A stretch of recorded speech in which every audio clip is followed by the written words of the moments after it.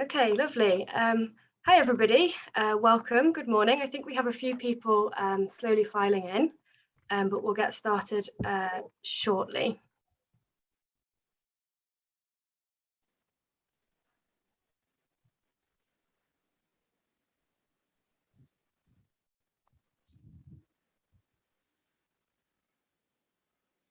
If you'd like to just pop your name and your organisation into the chat and say hello to everybody, that would be lovely. And if you have a username that's kind of an email address or a phone number, if we could just ask you to rename yourself so we can see who everybody is, that would be great. Thank you very much.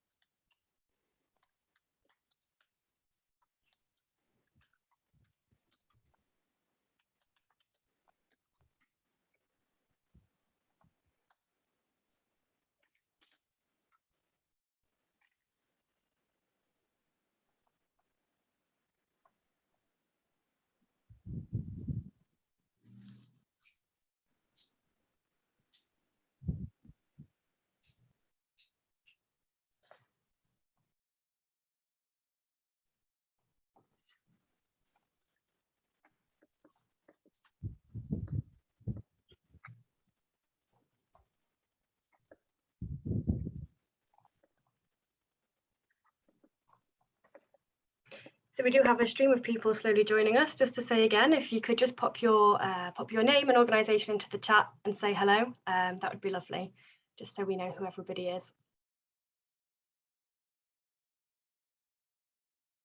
We'll get started in a couple of minutes. We're expecting just a few more people.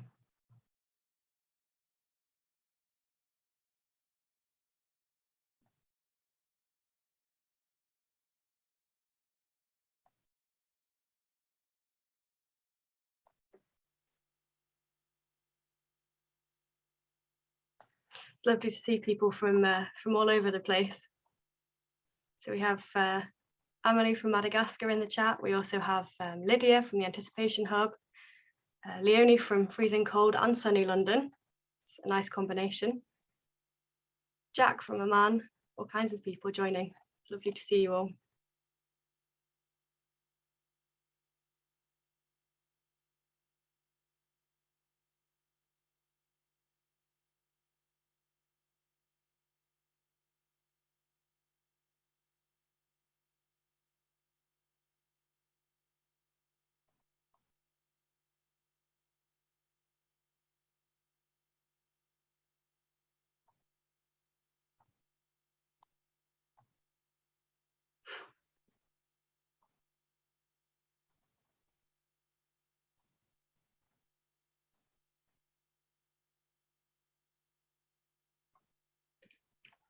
So just one last time, because a few people have just joined. If you'd like to just pop your name and the organisation that you're joining from into the chat, that would be great.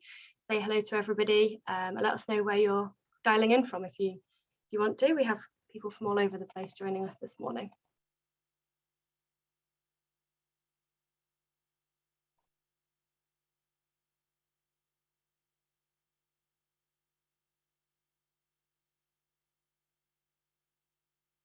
And just to mention again, if you do have a username that's either a phone number or an email address, if you could just change that so that we have your name, that would be great. Thank you.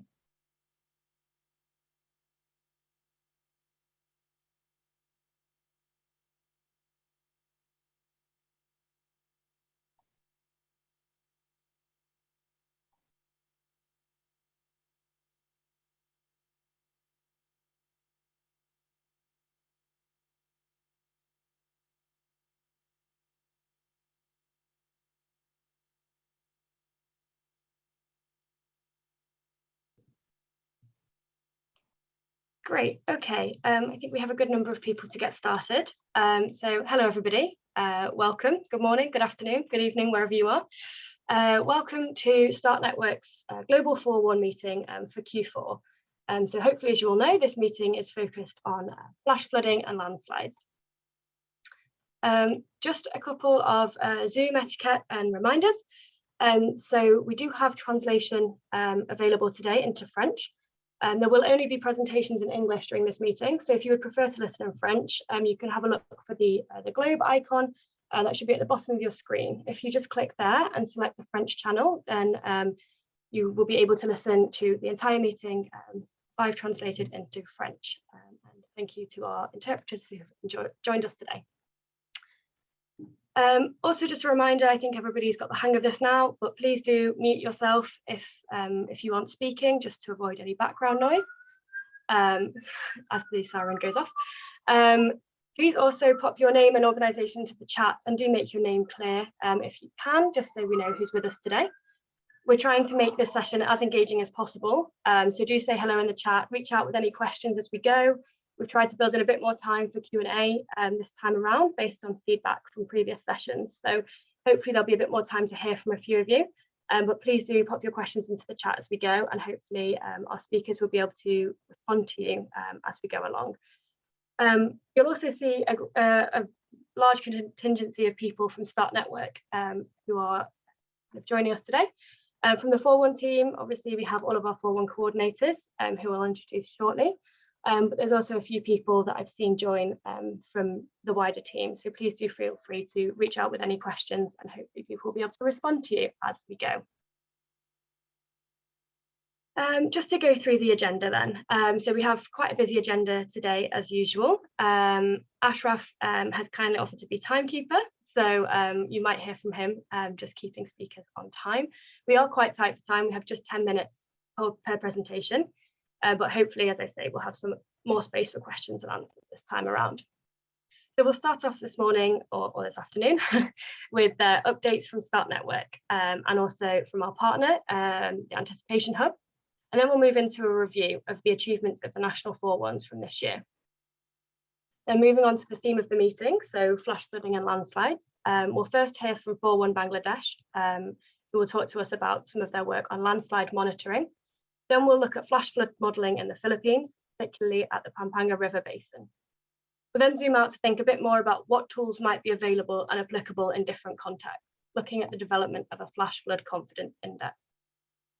As I say, we are hoping to have 15 minutes at the end for a general open discussion and a bit of time after each presentation for questions. But yes, do add any questions in the chat and we can be responding as we go. I think someone from the team will be sharing a link to the full agenda in the chat box if you'd like to have that open as we go, so you can keep on top of who's speaking. And please do feel free to stay on the line at the end for any questions that you might have. First of all, I'll hand over to Saheno, who is our FOREWARN coordinator in Madagascar, who will introduce our first speaker who'll open our session today. Saheno, over to you. Thank you so much, Milli. Again, good morning, good afternoon, everyone. I'm very pleased to introduce to you today Amelie Gouiffes. I don't know if I'm spelling well your name, sorry. She's the technical advisor on risk reduction and disaster recovery at the Office of the United Nations Resident Coordinator in Madagascar. With her many experiences in risk reduction, we did not hesitate to ask her to join us today and to give this opening remark. Thank you very much, Amelie, and the floor is yours.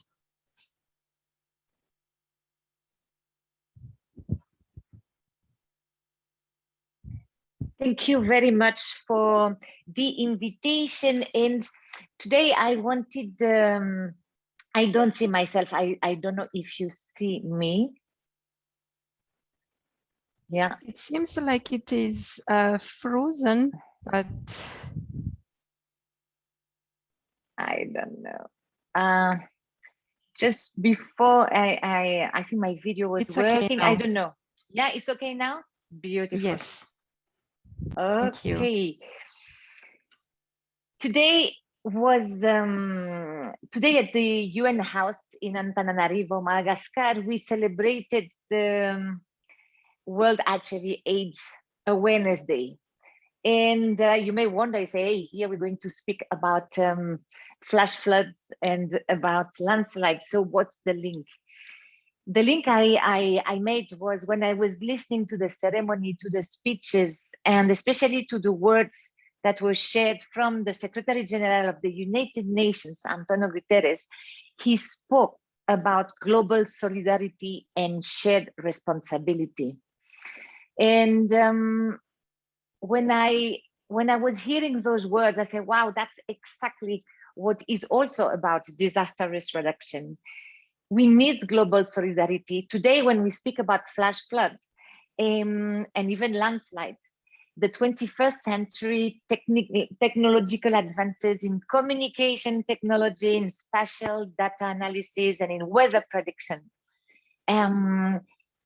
enable us to prevent, to prepare, and even to mitigate the impact of these events on our lives, on our belongings. So let us have this solidarity of sharing and this technology, of making it available to everyone. We also, I'm speaking from Madagascar.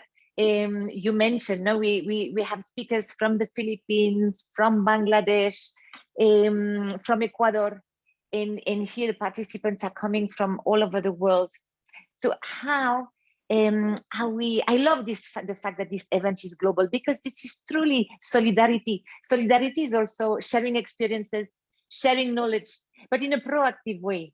You know, it's not only waiting that someone comes and see you, but it's checking what is happening in the other countries and say, hello, I could help you, you know, or I can share what has happened to us. I can share our failures, I can share our successes, and I can share some technology, some tools, or some indigenous knowledge, traditional knowledge that is available in my communities. So this sharing the knowledge proactively, this connecting people, knowing, for example, today, maybe we hear from Ecuador, we hear from the Philippines, and we hear Madagascar say, oh my God, this could serve so much, this institution or this organization working on the topic, or this community. Then you make the connection. So this is, for me, global solidarity also. And, you know, I think for global solidarity, we have clearly an advantage when we're talking about flash floods, is that I'm moving because I see that with the sun behind me, you can't see me. What is the advantage is that the rich countries are affected too. I mean, we had London a few years back totally flooded overnight. We had the subway of in New York flooded. So we have the attention also and the mobilization for themselves of the rich countries. So it means that they're going to also be alert on what's happening around them. When you look also at the rich and less rich countries, you also see that it happens not only in urban areas, but also rural areas. So, you know, depending on the countries, sometimes when we always focus on the urban thing because it needs to work and it's where more people live and where people want everything to move perfectly, and we forget what's happening in the rural areas, or they can cope. They're used to that. And sometimes also in some countries, have you noticed how we work on disaster preparedness a lot in the rural areas at community level? And we have the capital that is flooded as soon as the cyclone period is starting. So the good thing is that the fact that it affects urban, rural, rich, less rich is an advantage for stimulating this, if not making compulsory this global solidarity. The second thing is shared responsibility. And this year, do you remember that what was the hashtag for the International Day for Disaster Risk Reduction? It was only together.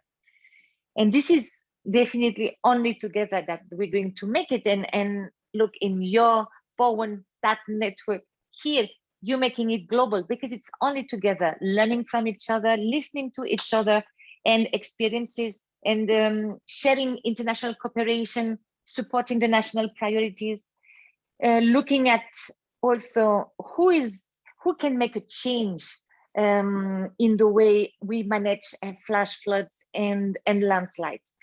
For example, clearly we need the land planners to be involved. We need the decision makers as usual, but we also can start, how do I protect my home?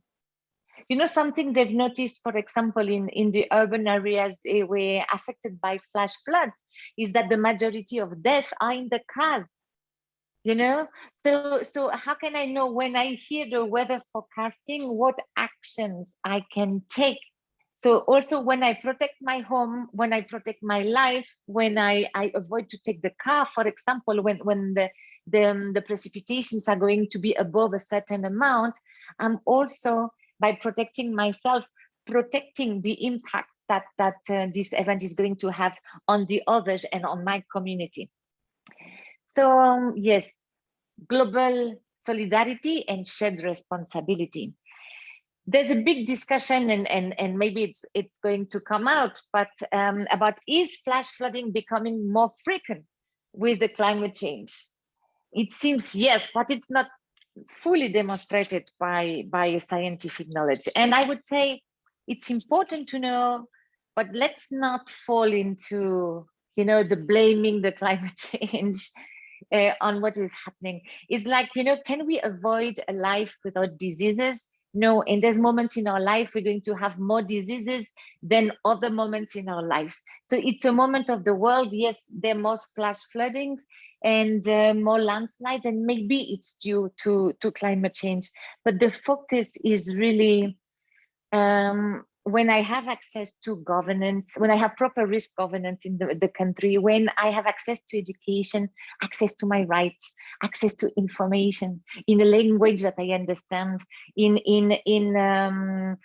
that reaches out to my community, then whether it's the disease or it's the flash flood or it's the landslide, it's not going to wash away all what I have. And you know, I think I like to say that disaster risk reduction is an activism rather than a topic or a theme or a job. It's really an activism, and in this activism, you know, my dream as a DRR, disaster risk reduction activist, my dream is really the day when we're going to speak about flash floods, we're going to speak about landslides, and we're going to speak about them like events that happen, that are unfortunate, but that happen and that help to build more resilience rather than disaster that wash away all what we have. So I think if we continue like you are doing and you are going to do in the 2 next hours, sharing knowledge, sharing experiences, sharing tools, connecting with each other, I think we're going to make this dream come true. Thank you very much. Thank you, Amelie, for such powerful words about global solidarity. It's really beautiful to hear. In the spirit of global sharing, I'm handing over next to Lydia, who's joining us from our partner, the Anticipation Hub. Lydia is a partnerships consultant with the Hub. Lydia, over to you. Thank you, Milli. Thanks so much for the opportunity to give a quick update on the Anticipation Hub. I know we're running a bit behind, so it won't take too much time. Just wanted to give everybody a little update on the Anticipation Hub and some of the exciting things that are happening. Many of you are already connected with the Hub and are already connected with us. So the first slide, I think, should pop up. So it's our global community meeting soiree. The 9th Global Dialogue Platform is happening next week from the 7th to the 9th of December, and you're all very, very welcome to come and join us. There is an extensive program of different topics there covering all the thematic areas around anticipatory action, and the theme this year is meeting the challenges of the future crisis and protecting lives and livelihoods with anticipatory action. It's being co-hosted by FAO and WFP with a live studio in Rome and also a live studio in Johannesburg. And it's done in partnership with the GRC, I4C, the Climate Centre, OCHA, Start Network, of course, and with funding support from the Federal Foreign Office. So yeah, please do go and have a look on the website. I'm going to pop the registration link in the chat. And we'd really love to see all of you there. There's so many sessions being organized by many of the different partners also in the chat. So we're looking forward to seeing you there. We also have lots of interactive sessions. We're going to be using GatherTown for those of you who were at the Asia Pacific Dialogue platform. And we look forward to seeing you there. And then the next slide, we just have another event which I wanted to give a quick pitch for. So the European Humanitarian Forums, it's a high-level policy. It's the first time that this event will happen in January 2022, and the Anticipation Hub, together with the French Presidency, Voice, and the European Commission DG ECHO, are organising a preparatory webinar, so more of a technical webinar, specifically focused on scaling up anticipatory action and tackling the humanitarian consequences of climate change. And there's going to be a really nice mix of speakers and case studies from Kenya, Ethiopia, Bangladesh, the IGAD region, ASEAN region, and then there'll be a roundtable discussion on the vision of the European Humanitarian Forum. So registration is open for that, and you're all very welcome to register and to join on the 14th of December. And the next slide.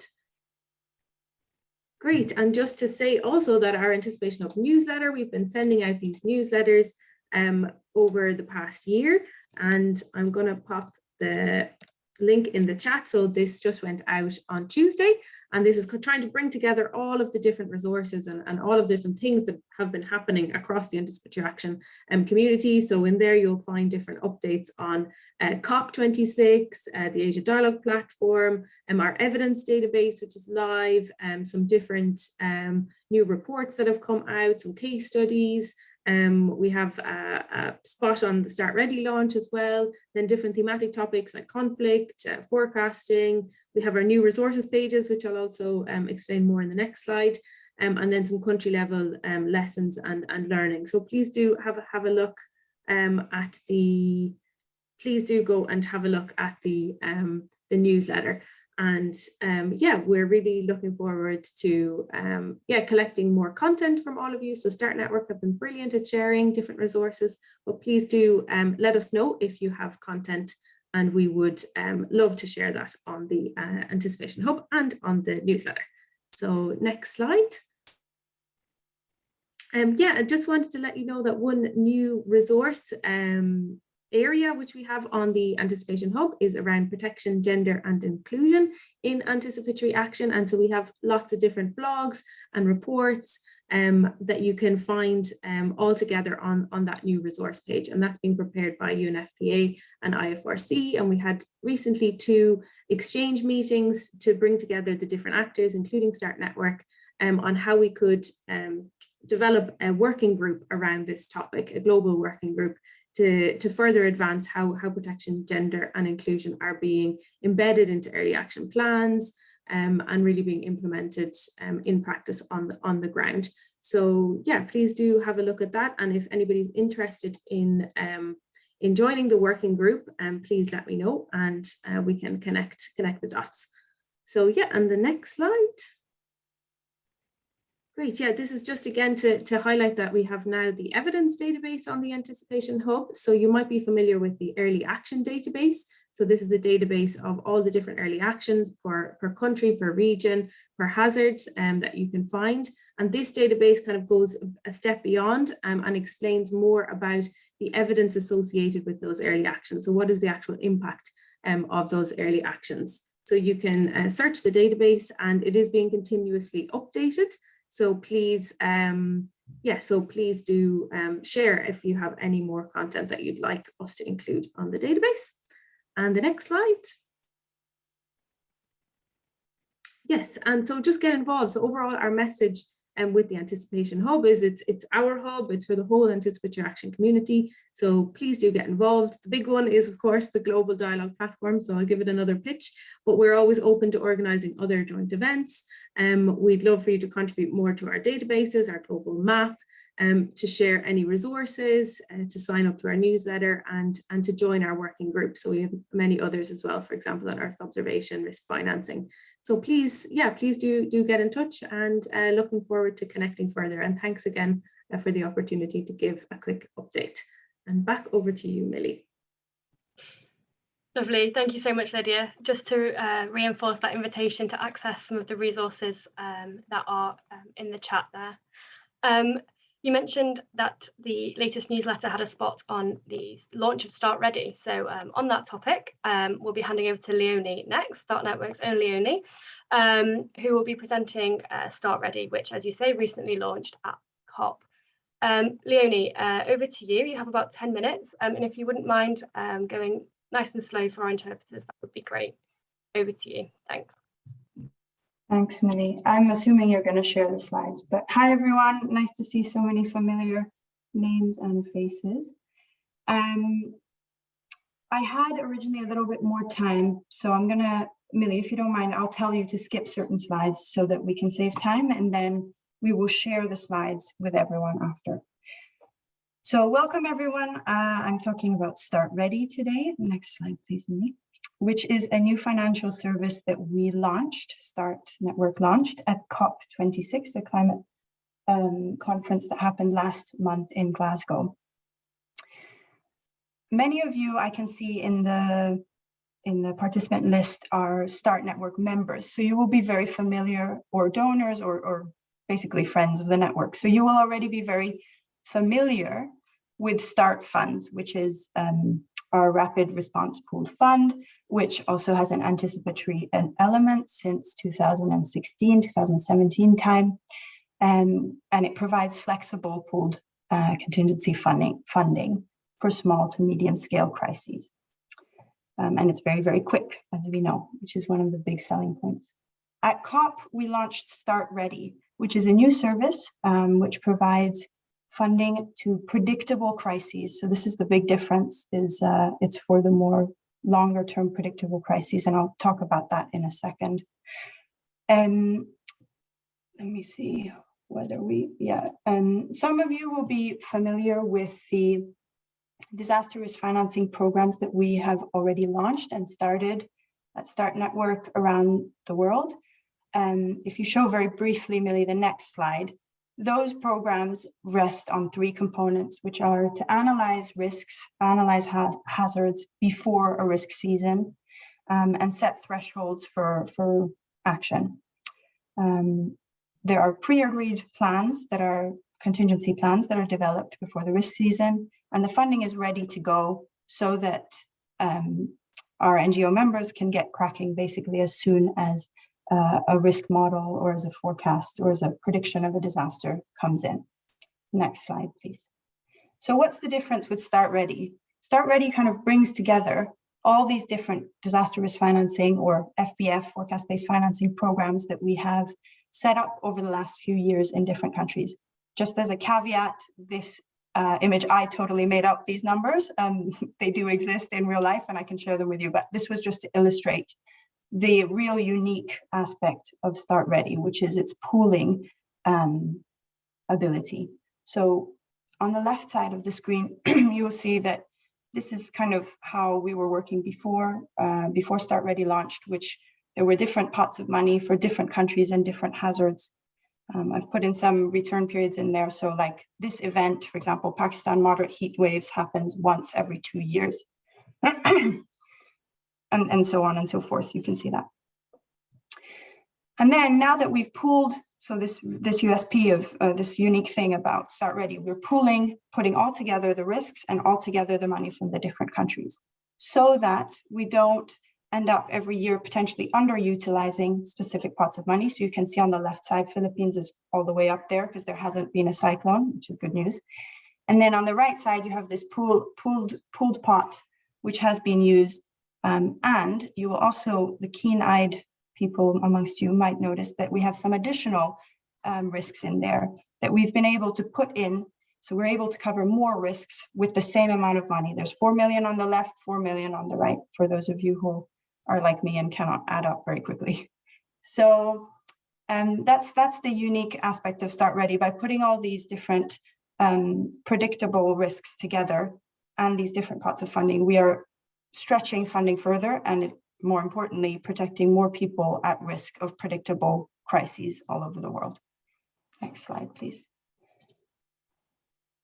This map shows the hard work of lots of members of the Start Network who have been raising anticipation alerts all over the world in red, and some of the countries that we think might be in a position to apply for Start Ready for the first pool launching early next year, the green ones. Next slide. Yeah, what's in it for FOREWARN? I guess I wanted to put in a slide that says to members and to partners, you know, for members, this new service offers more predictable funding and, you know, that is guaranteed when it is needed. Potential to purchase insurance for rarer and more severe events. I won't have time to go into that now, but message me on the chat and we can talk about that more. It enables us to have more predictable humanitarian action because plans are pre-agreed in advance of the risk season. And for partners, you know, you can be part of ever improving hazard forecasting. You can help us improve forecasting that we use, invest in the certainty levels of forecast, etc. Improve the quality of our predictions and potentially use those for your purposes as well. If you already have FBF or DRF or whichever, however you call them, programs, this might be a way to quality assure them or peer review. We could do something like that, so get in touch. And of course, if you want to be part of this, to raise your profile of your organization, join the party. Next slide, please. I was going to do this one, I'm not going to do it, which shows the different ways in which flooding, which is one of the topics today, can be used with the different financial services of START network. On the left, you have START funds, and on the right, you have START ready. So we have a lot of experience of more predictable types of flooding, like riverine and fluvial flooding for START ready, and perhaps more or shorter time scale, predictability on the left with START funds. But that's something that will be discussed today and potentially something we can loop around to at the end of this call and see if what I've even drawn here is relevant. Next slide. And this is my last one, Milli, so be reassured. And Ashraf, who I know is keeping time. So this is what lies ahead for START ready, really. We launched at COP, that's the first little rocket ship on the timeline. The next step is really for us to, amongst many other things, I'm working on putting together a governance committee. So if you're interested in being part of a committee that governs how funding is allocated to risks, how funding is pre-arranged in that first risk pool, I would love to have forewarners on board. So please get in touch. Because basically the next steps all rely on that governance committee being in place. So in about February, March time, we'll be expecting countries to submit their applications for coverage, so applying for coverage of their risks. And then the governance committee will be allocating that. So looking at the different risks that come in in the applications, the amount of funding we have available, which we now have 4 committed funders, seed funders for. And that might still increase by the time the first risk pool first pool goes live in March or April time. And then we will do that whole timeline again once we have new money and once the second pool of countries and risks wants to join and kick off. So that's kind of the START ready in much less time than I hoped. But I will stop there for questions. Feel free to hit me up in the chat on Skype.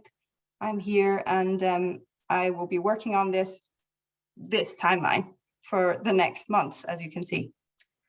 So thank you very much. Over and out. Milli, you can say if there's time for questions, and if there's not, I'll take off my camera. Leonie, thank you so much. That's bang on the 10-minute mark. Beautifully done. I don't think we have time for questions right now. We do have a session at the end, hopefully, which will allow a bit more space for questions. I can see there is already one question in the chat. I would encourage everybody to pop their questions in there for Leonie. And Leonie, maybe you can also put your email into the chat in case anybody wants to contact you directly, if you're happy to do that. Thank you very much.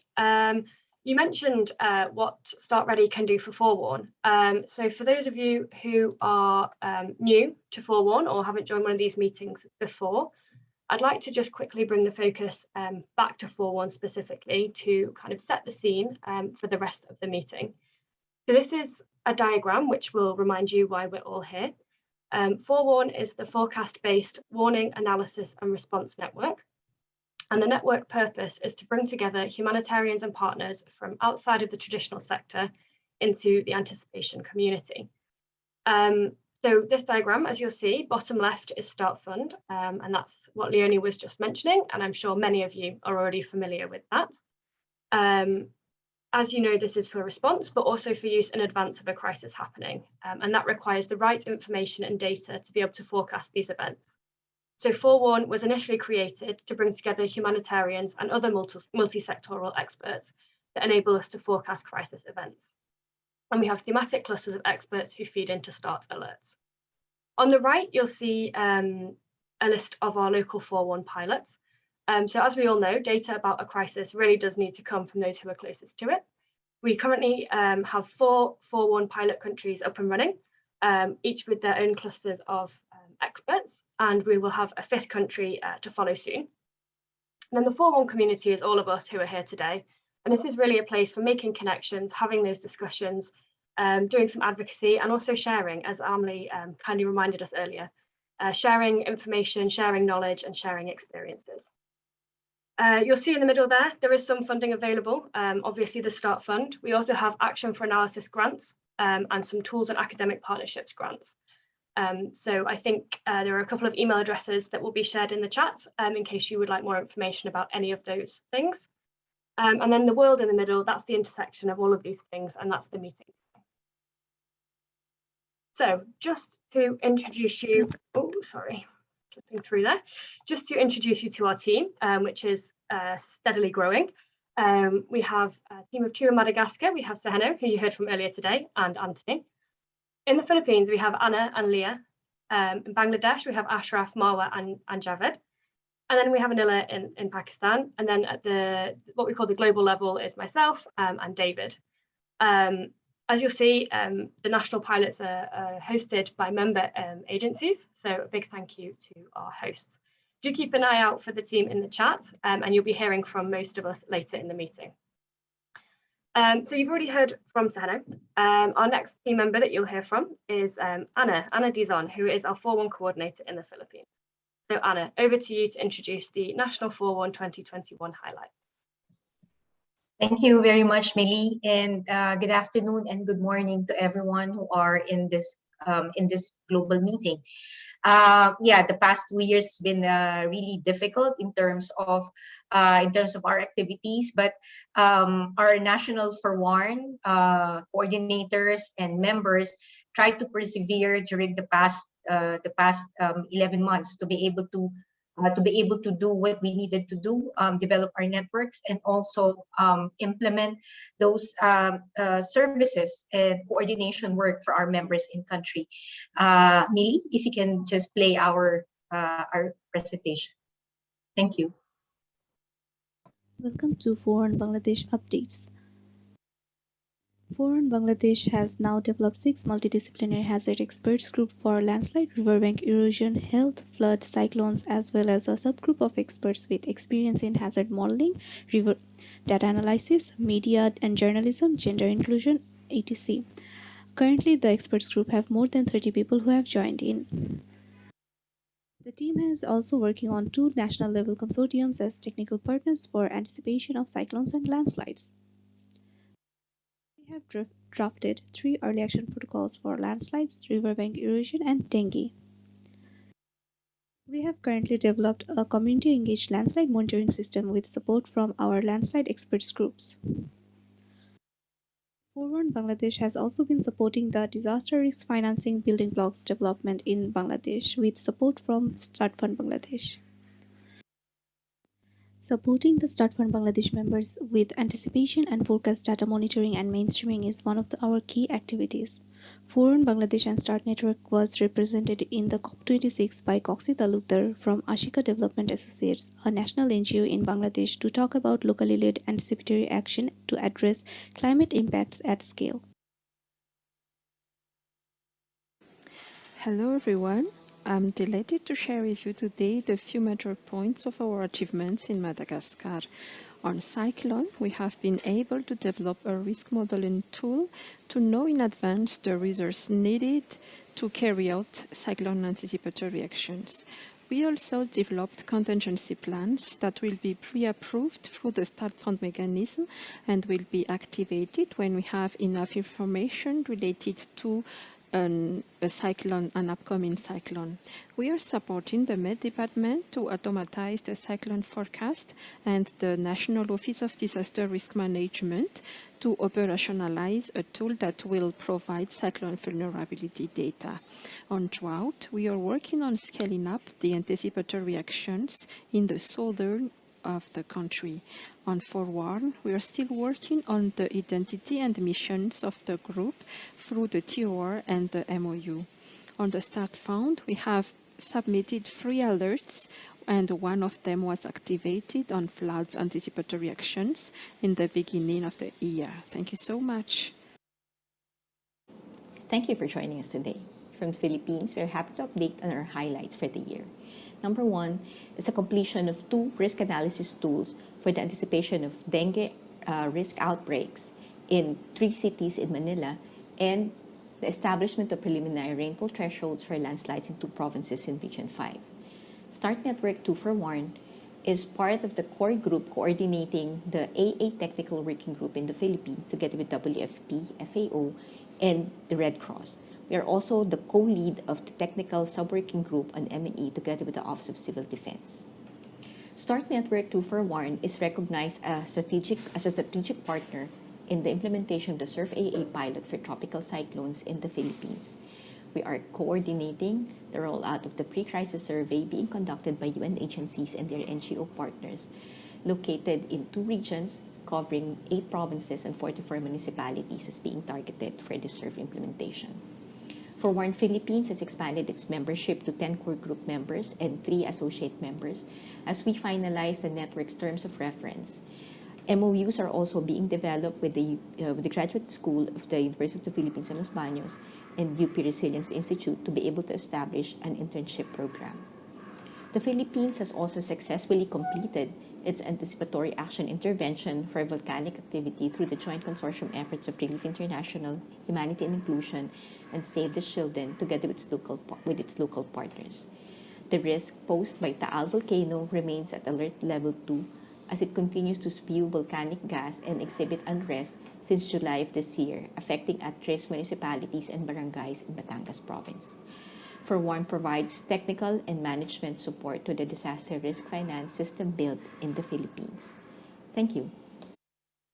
Hello everyone from Pakistan. In the year 2021, we have been efficiently working in improving the forecasting and the monitoring system in Pakistan, specifically for the heat wave, drought, and the flood situation and the hazards in Pakistan. In addition to that, we have successfully being able to monitor the 4 heat wave situation, and as a result of that, we have activated 4 heat wave responses in different districts of Pakistan. In addition to that, we have provided 1 drought response in the Sindh province of Pakistan successfully. Apart from this, we are providing strong coordination support to the technical working groups specifically for the heat wave, drought, and the flood. Managing these heat wave, drought, and flood technical working groups help us to bring together the international INGOs, local NGOs, and bring that synergy between the government organization for an anticipatory early response. Apart from that, we are also working together to bring academia and the researchers and the experts from various fields so that they can support us, the technical working group, and the other government organization in taking well-informed decision by providing the data that is missing for so long. In addition to that, we are in process of signing an MOU with the National Disaster Management Authority so that all of the efforts that has been done in improving the forecasting and the hazard monitoring system can be streamlined at the national level. Thank you very much. It's great to hear all of the fantastic achievements from the team over the past year. And I think if you weren't able to join the Start Network Assembly that took place a couple of weeks ago, I think the resources are still all available online if you'd like to dig into those a little bit more. So hopefully a member of the team will be able to share a link to that in the chat. So changing the focus now, for a closer look now, actually, we're heading over to Bangladesh to hear about the work that's been done on monitoring landslides. Ashraf, over to you to introduce our next speaker, please. Hello, everyone. Good morning, good afternoon, and good evening. Today, we do have our one of the FOREWARN landslide expert, Nafis Fuad, and Javed Meandad, the risk monitoring officer at FOREWARN Bangladesh.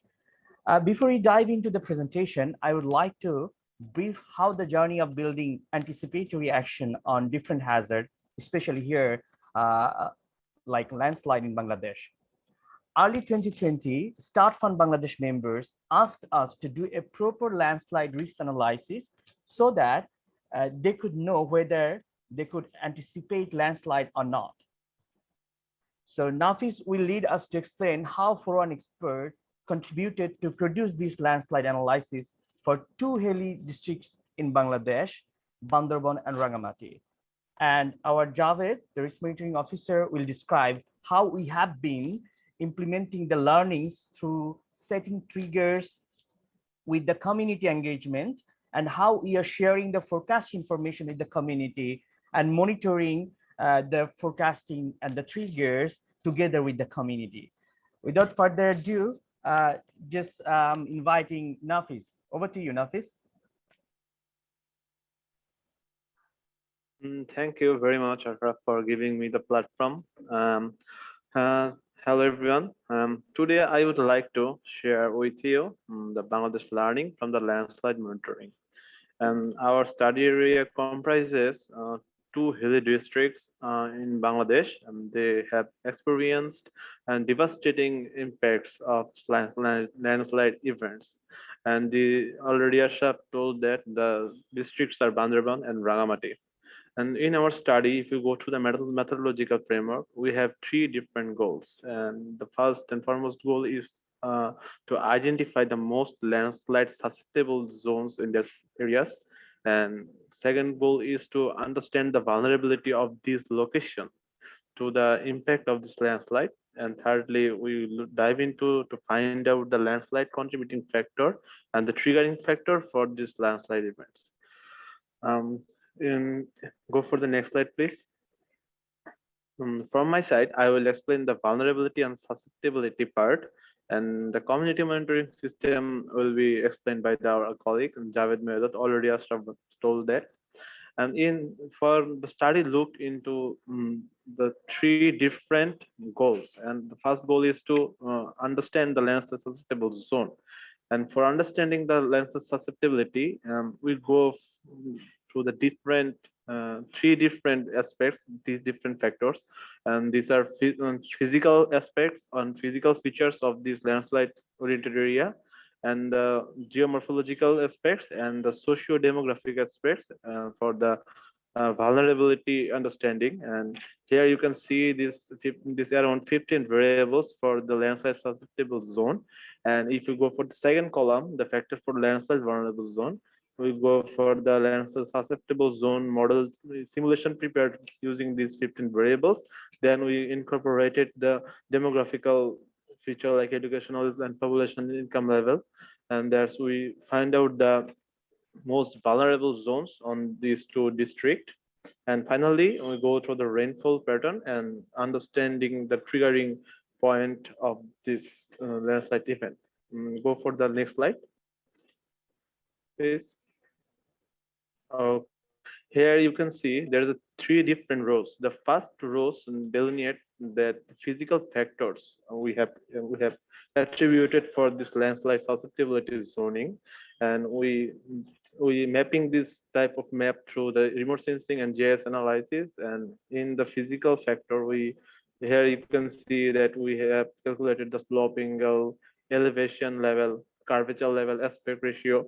And in the second row, you can see the geomorphological factor that are contributing to the landslide event in this area. We used like cotton fill, soil properties, soil structure, density, drainage density, catchment areas density. And for the socioeconomic factor, we use and calculate the NDVI education level aspect. And incorporating the three rows, incorporating the series of rows of data, we use the frequency ratio model to correlate the final map, to produce the final map. And we try several methods, and then we finally produce the most vulnerable site location. Here you can see on the right. Okay, and these are the most vulnerable locations for the Bandarban district and the Rangamati district. So please go for the next slide. Okay, here is the matrix. Here is the framework for creating the site selection procedures. As we wanted to develop the early warning system for this community, so we cannot develop the early warning system for the whole susceptible region. So we do dive deep into how can we choose the selection, and from the selection, with the consultation of the community, we have introduced analytical hierarchical process to determine the risk index, and most importantly, to avoid the subjective biasness. We found this technique. In this technique, we can avoid this the biasness and explicitly understand the risk zone areas. And using these three different criteria, exposure sensitivity and the therapeutic capacity, we developed two different index, and one is for the vulnerability and one is for the capacity index. And that's how we develop the risk index. And in the Bandarban Chadar, which Bandarban Chadar Upazila is locally an unit of after district, we found that Shualok and Rajbila has the higher risk index. And on the other hand, in the Lama Upazila, we found that Lama Chadar and Ajisnagar has the highest risk index factor on this suitable location site selection. Okay, now I'm handling it over to Javed to take us for the monitoring vector. Thank you. Thank you, Nafis, and welcome everyone. Hello, good morning and good afternoon. This is Javed, and I will continue from here. So based on the rainfall data and the historical landslide event, we actually developed rainfall trigger factors for both Bandarban and Rangamati. And that is if we have 100 millimeter or above rainfall for 3 consecutive days over Bandarban, then there is a chance to occur the landslide.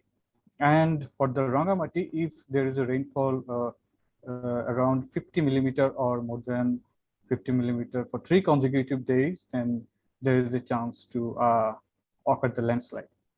So next slide, please.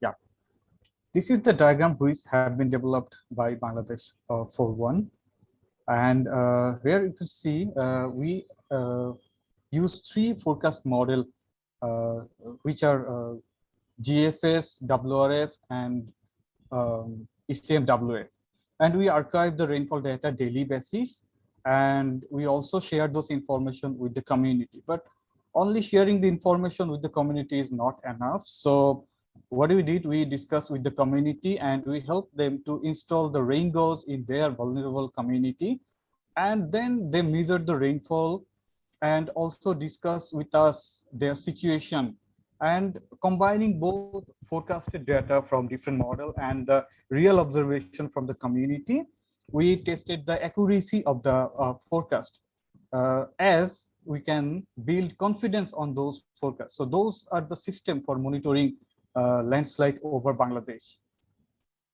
Next slide, please.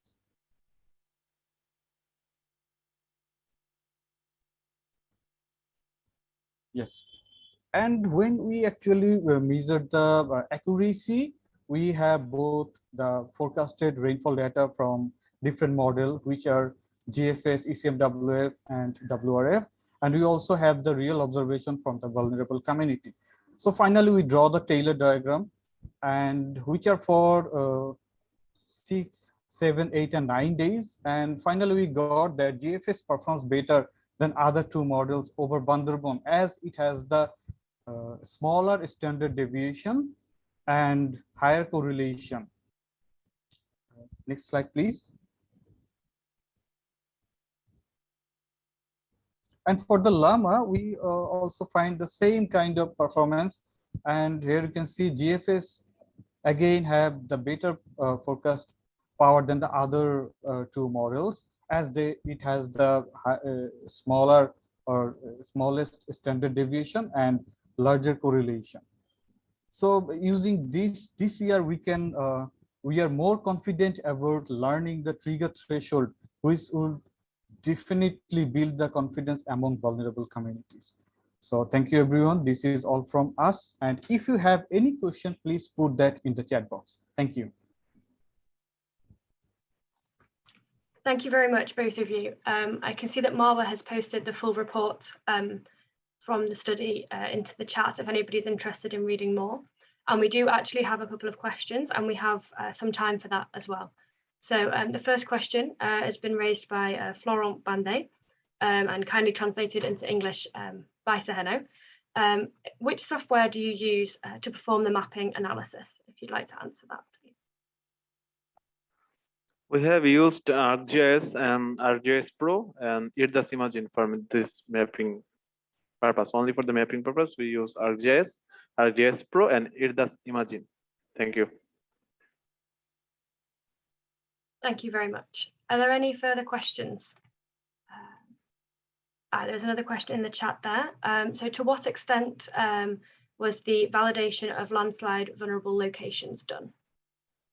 Currently, we are observing that there were around 30 locations which been suggested from the landslide analysis, but we came down to around 20. But for the monitoring purpose, we are doing around 3 to 4 unions at the moment to understand how it is going and how we can scale it up. Thank you very much, Professor Salim. Yeah, thank you. Great, thank you. I'd also like to invite any of the participants today to raise your hand if you'd like to come off mute and ask your questions directly. You're very welcome to do so. Are there any further questions on landslide monitoring in Bangladesh?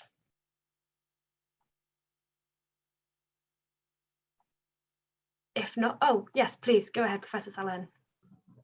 Yeah, I mean, just some comments. I mean, the type of analysis that has been shown, I mean, is wonderful. I would just suggest, Ashraf and others to have a look at the inventory of landslides. That database is there. I know there is a database available, at Buet GitPass. So his history of landslides, maybe more than 500 landslides. And so with the maps, you can validate some of the landslide events that had occurred in the last 15, 20 years. And there are some other good papers that, that recently came out with supplementary information on landslide locations. So which was, rather exhaustively prepared through participatory processes. So, for your model to be more efficient, I think you could consult those databases. So rainfall prediction is one thing, so that is good, but more important perhaps here is, how vulnerable the areas are, which areas are more vulnerable, So, you are trying to explain everything in terms of rainfall, right? As the triggering factor. Thank you, Professor Salihin. Thank you for letting us know about the inventory. We considered the events since 2007. So that would be really good to see if we can consider other events. And regarding the papers, and now you are also part of us, we believe so. So we'll keep in touch with you and follow up with the papers and how we can make it even better for the future monitoring and doing the anticipatory action. Thank you very much for joining again. Yeah. Any more questions? Great, thank you. If there are any more questions or comments, please do feel free to raise your hand and raise those. Otherwise, I think we can move on and change the focus slightly. So we'll be moving now from landslides to flash flooding. And I'm handing back to Anna, who will be introducing our next speaker. Anna, over to you, please. All right, thank you very much, Milli. And yes, Again, hello to our participants. I'd like to introduce our next speaker. Dr. Gerry Bagtasa is the newest member of FOREWARN here in the Philippines. He's a professor at the Institute of Environmental Science and Meteorology of the University of the Philippines. He also maintains a website called weathermanila.com that provides some weather information. Dr. Bagtasa's area of expertise is in optics and electronics and atmospheric physics. Without further ado, we'd like to call on Dr. Bagtasa. Thank you, Anna. Hello, everybody. So I'm very glad to be here, and thank you for letting me present our work on the Pampanga River Basin. So the first author, Ronaldine, is actually my student, and she's taking up her PhD currently. Hopefully, she'll graduate next year. So next slide, please. So I'll go straight to the point. So tropical cyclones are an integral part of the climate system of the Philippines. So the figure to the leftmost is the total rainfall in the Philippines. As you can see, some parts, particularly the eastern parts of the Philippines, can reach or can be higher than 4,000 millimeters of rainfall in a year. But mostly it's around 2,000 to 3,000 millimeters. On the middle figure, that's a TC rainfall. Note that the scale is half of the total rain. So as you can see, for the TC tropical cyclone rainfall, almost the northern half, all of the northern half of the Philippines is significantly affected by tropical cyclone rainfall. And if we divide the TC rain to the total rain, we get the rightmost side, which is the percentage contribution of TC rainfall. You can see that on the northernmost portion of the Philippines, we can have around 40% TC rainfall contribution and up to 60% on the northwestern side. So TC rainfall actually comes from two ways. The one is the direct way, when the TC traverses a particular path. And if you're around, say, 200 kilometers within that radius of the TC, you'll be affected directly by the tropical cyclone. And there's the indirect way as well. Next slide, please. The indirect way is a TC remote precipitation. The figure on the upper right are the tracks of TC that induced heavy precipitation in the Philippines. And as you'll notice, all of those TCs did not make landfall. So even though they don't make landfall and they're quite far away, some of them as far away as in the vicinity of Japan, they can still induce heavy rainfall in the Philippines. And it's difficult to see the upper right, the tracks. So on the lower right figure, we have the density maps of the TCs. So the larger the boxes, the more TCs that traverses that particular region. And these TCs, which happens only during the summer season from around June to September, when these TCs, they pass through an imaginary line connecting the Okinawa of Japan to the northern Philippines. When TCs pass through that particular region, they tend to affect the monsoon and induce heavy precipitation, even if those TCs are more than 1,000 kilometers away from regions of heavy precipitation. Next slide, please.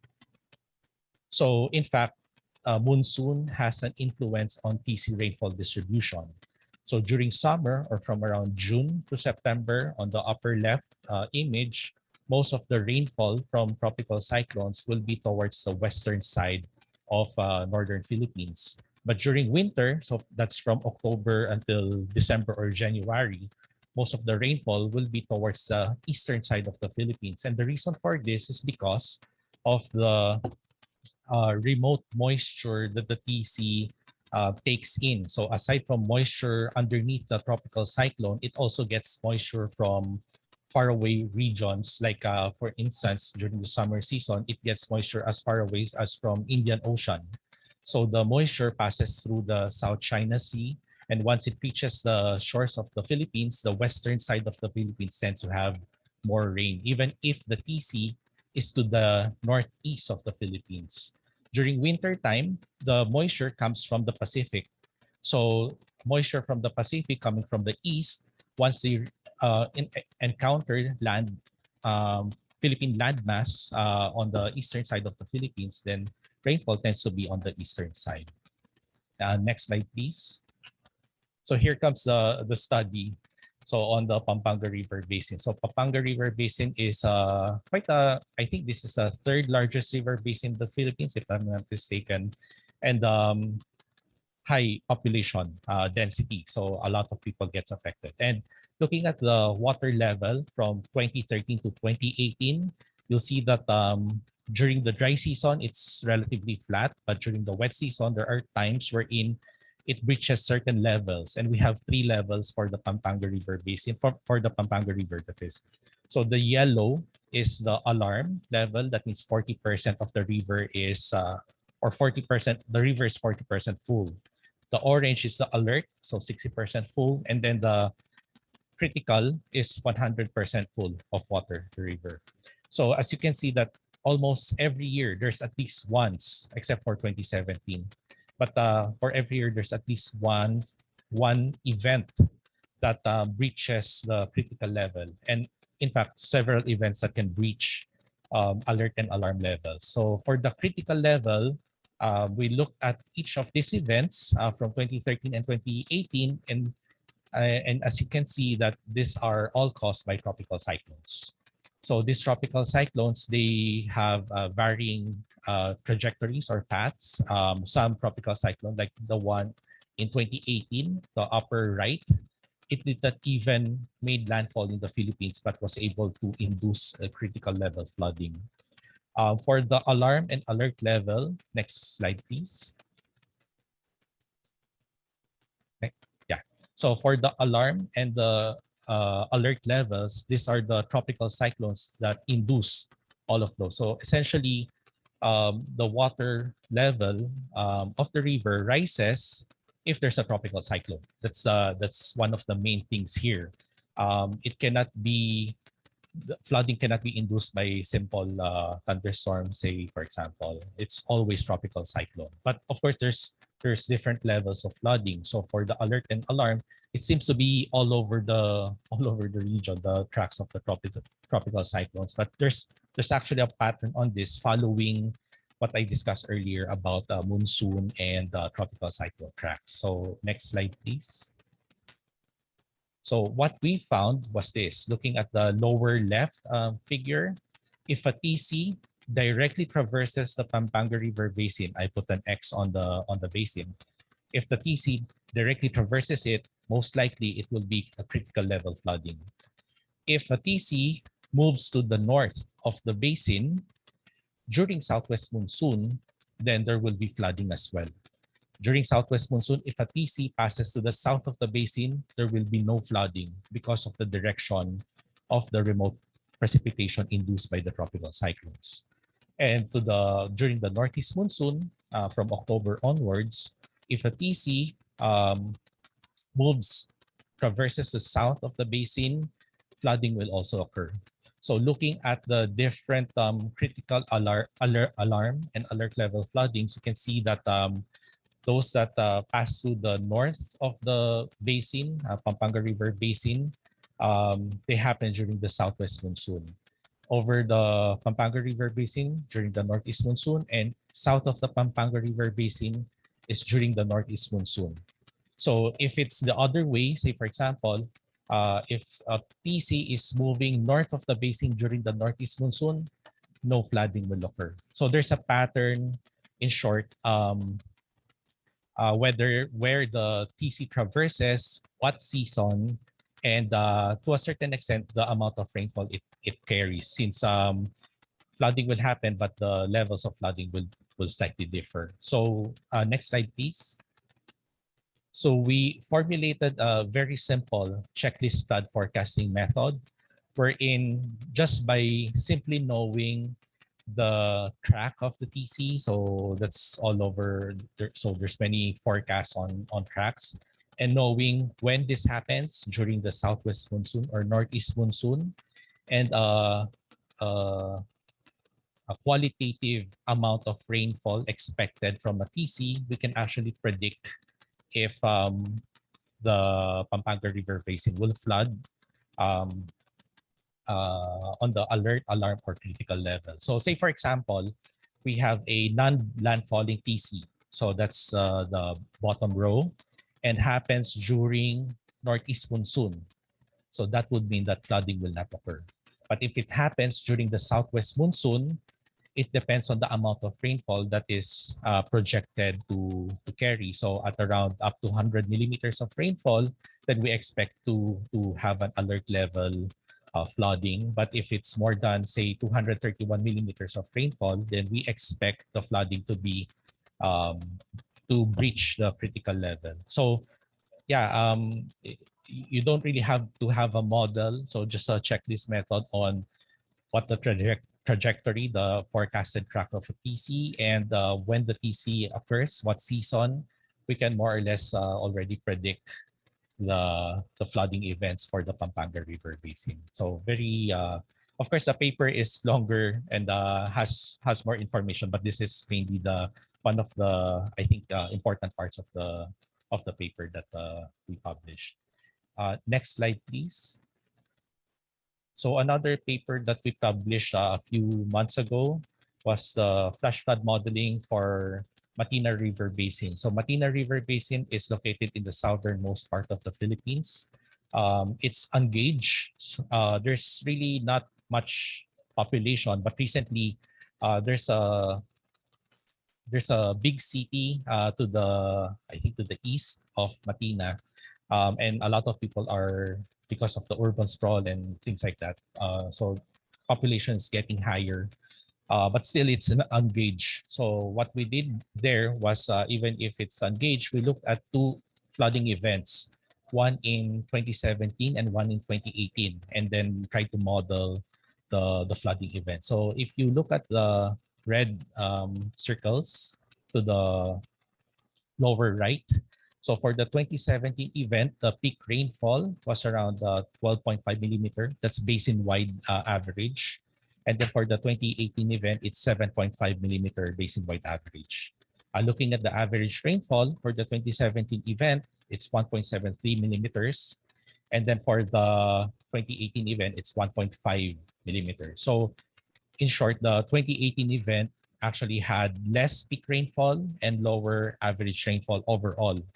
However, if you look at the river discharge for the 2018 event, it's actually higher compared to the 2017. So it's not really about the rainfall only, but also about the distribution of rainfall. So you change the distribution even if you have less rainfall overall for the basin-wide average, you get even higher discharge. So that's it. Thank you for listening.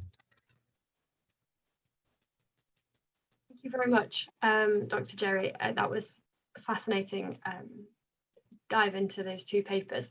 I can see that Leah has included the links to those papers, both in the chat, if anybody would like to read a little bit more about them. But in the meantime, we have around 20 minutes for questions. So please do feel free to post those into the chat or raise your hand and I can invite you to unmute and ask your question directly. I can see, Professor Sanahan, you've put a comment into the chat. I don't know if you would like to discuss that. Otherwise, yeah, please do feel free to put your questions into the chat.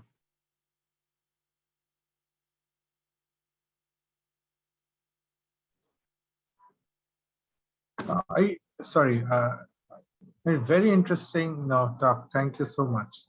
So, I mean, it's not very similar to what we have been experiencing in Bangladesh.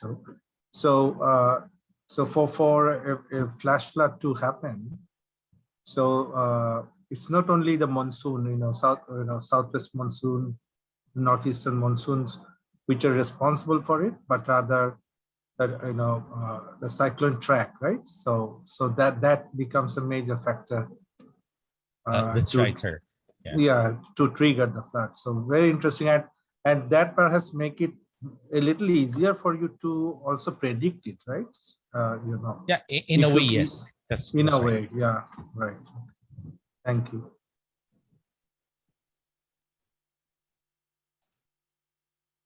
Thank you very much. Are there any further questions?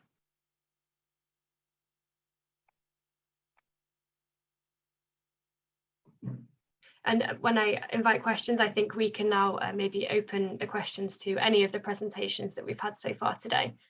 I believe the presenters are still on the line, so please do feel free to ask any questions that you might have from the whole morning. Milli, do you mind if I jump in? This is Leonie. Yes, of course, go ahead, please. I just had, it's actually not a question, it's just a flag to people in the group. If you want to talk more about Start Ready, I actually had a few people message me and ask to talk tomorrow, maybe at 10 a.m. UK time. So if you're keen, just send me an email and I'll add you to the invite tomorrow. And that way, everybody can ask questions to Gerry now and he can just take the floor and I don't need to take up the airtime. Over. Great, thanks, Leonie. Do you want to put your email address into the chat box again, just in case anybody doesn't have it already? Hi, Milli. Sorry, yes, it's Alex here. Can you hear me? Yeah. Yes, great. I can. Yeah, please go ahead. Hi, everyone. It's Alex. I'm based in London, just doing some contracting data analytics work with Start at the moment. Really interesting presentation. I actually had a quick question for Dr. Gerry before we move off that paper. I don't know if I think it's the slide before this one. I'm not sure if we can just jump backwards, but if not, that's fine. Okay, fantastic.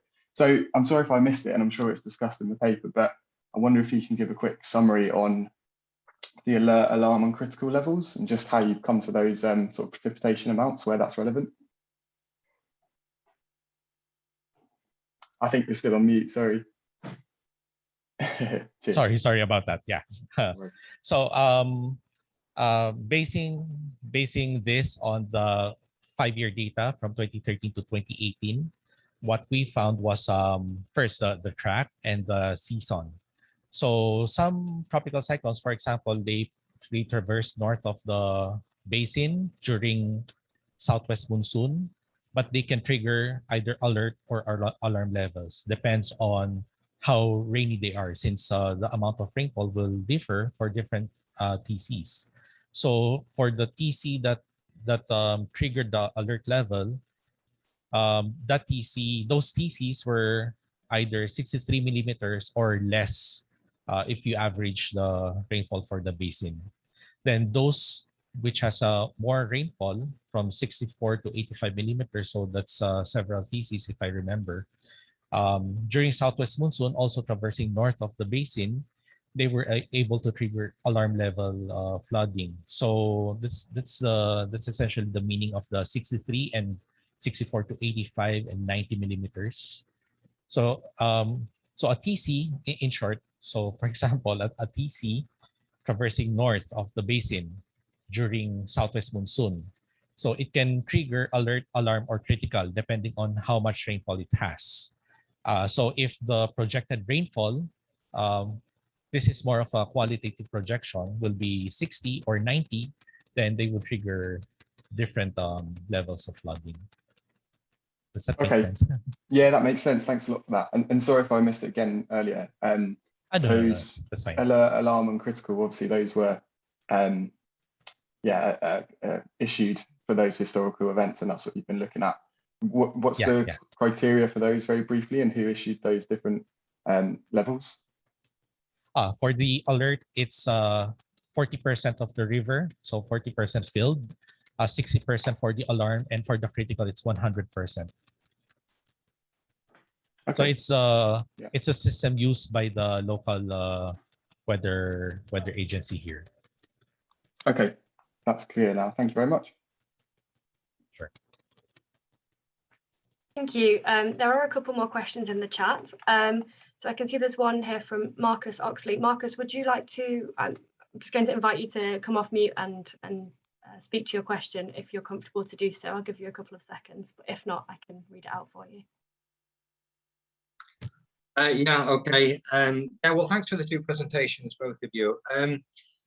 Obviously, you've put a heavy emphasis on rainfall and the precipitation levels, and I just wonder, looking at trend data, whether there's a correlation with land use within the wider, within the upland river basins. So, related, because land use can affect the surface water runoff, it can affect the erosion, it can affect sedimentation within the lower river channels. You know, there's a whole series of other dynamics going on there that if we are to take anticipatory action and preventative action, it's understanding those dynamics as well, the rainfall being one of it and an important part of it. But I just wonder if those other factors are being taken into account as well that have a direct impact on flooding.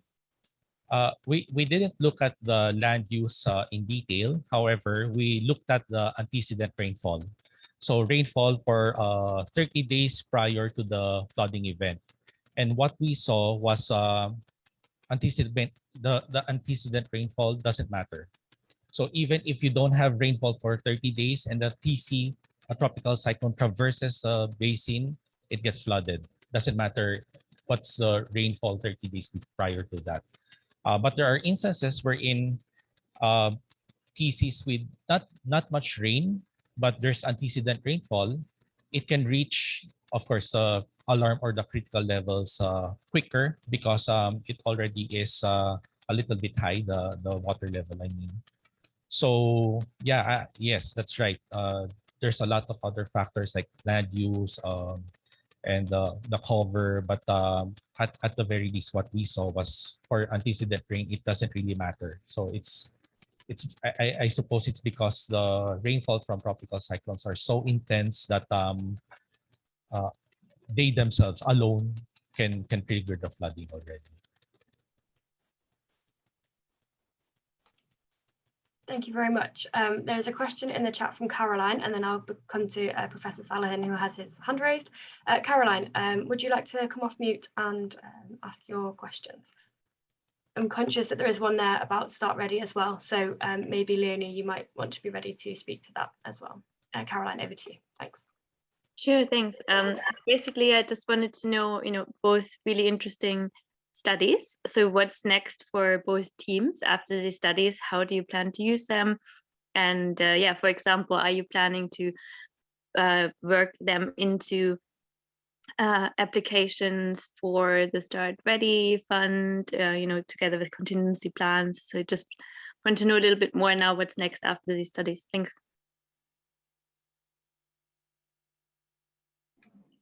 Hi, Milli. Yeah, I think, I would like to answer the question.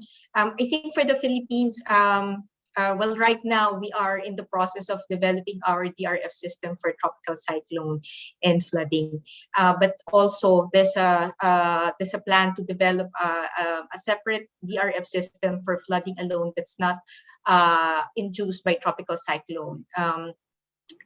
Especially because well, there are a lot of river basin system in the Philippines, and Dr. Bagtasa has mentioned only two, those the Pampanga River system and the one in Davao. So these are even without tropical cyclones visiting the country, many places gets inundated with annual flooding as a result of intertropical convergence zone and also monsoon rains, especially now in the southern part of the Philippines. So with regards to your question, we intend to use the studies and this information, especially the initial modeling that Dr. Bagtasa has presented as an input into the risk analytics that will go into the enhancement of the model. Right now, we are working with 510 in adding additional enhancements into their impact-based forecast for tropical cyclones, and we would like to see how current researches can also inform that, because we intend to have different levels of trigger system and not just one. So yeah, thank you. Thank you, Anna. Ashraf, I wonder if you want to speak to the next steps with the landslide work in Bangladesh.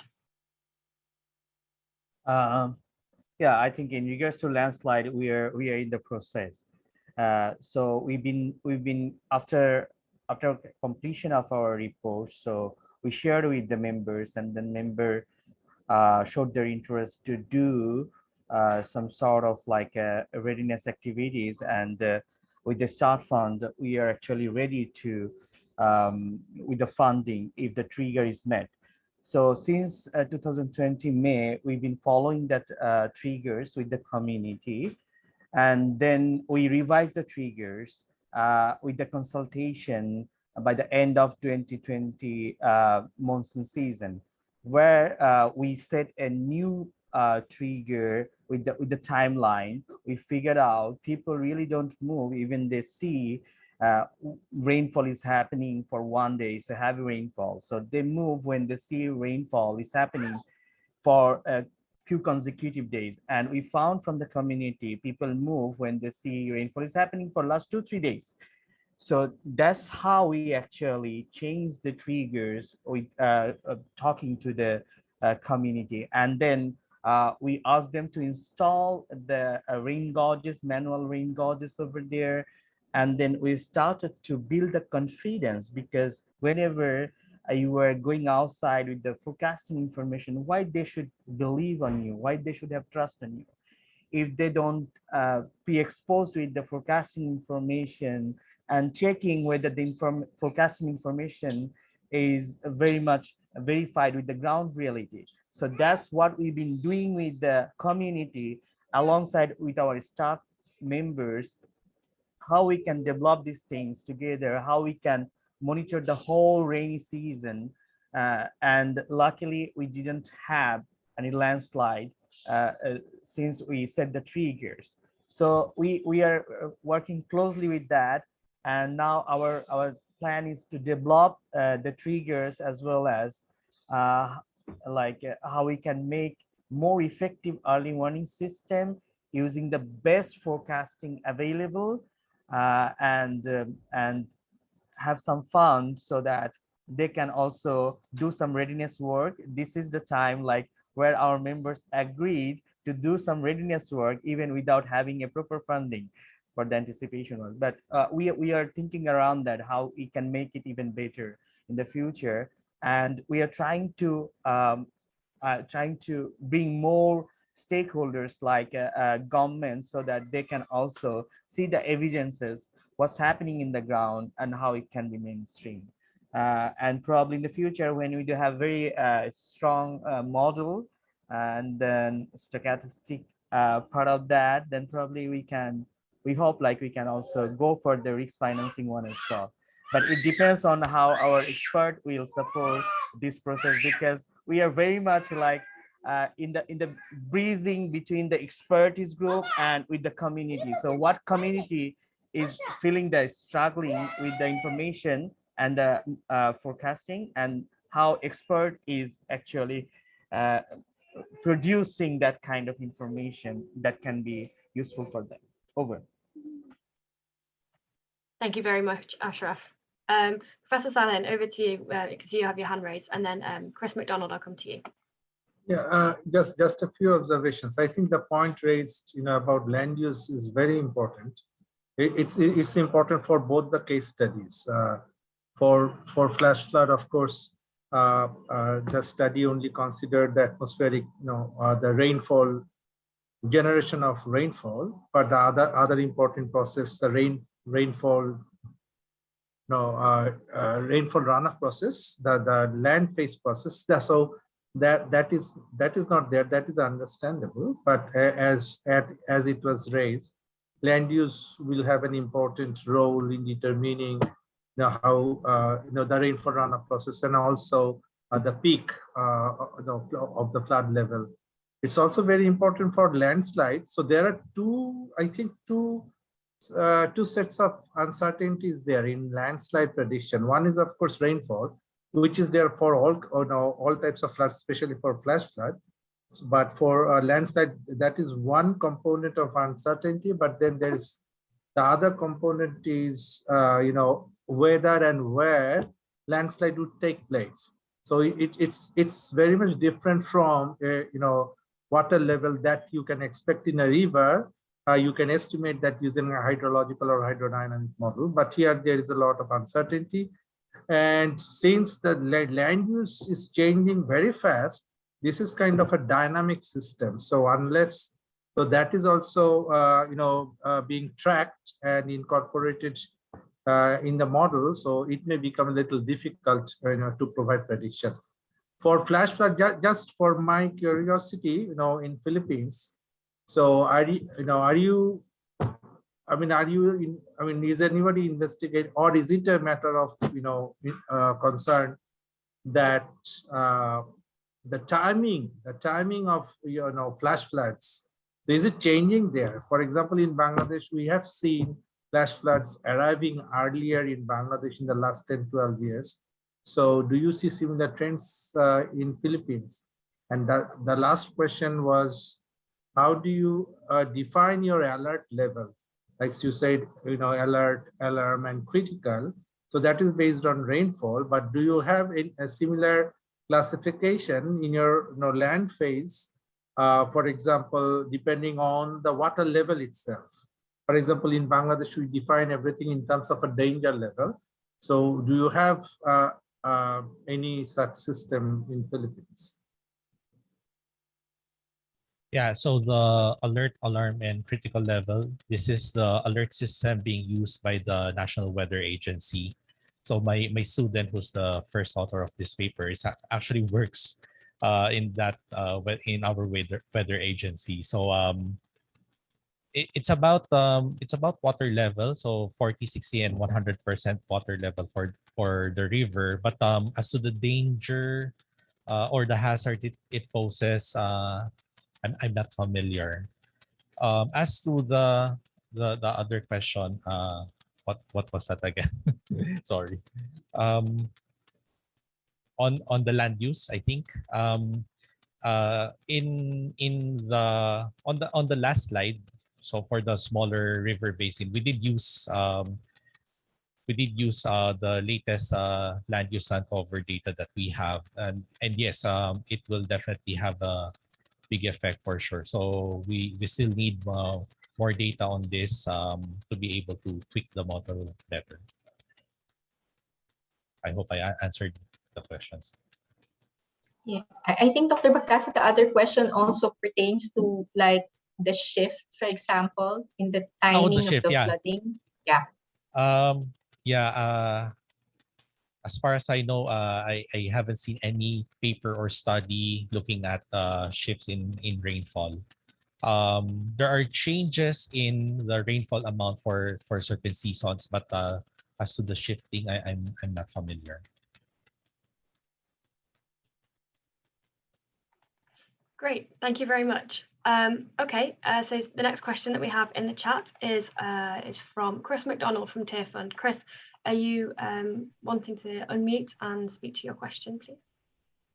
Yeah, no, I'm going back to the Start Ready presentation, and I'm just interested to know the idea of pooled funding looks great, and it was mentioned about purchasing insurance for rarer, more severe events. And it would be interesting to hear a bit more about how that process is going and connecting with the insurance companies. Are they looking at presumably particular hazards? And is that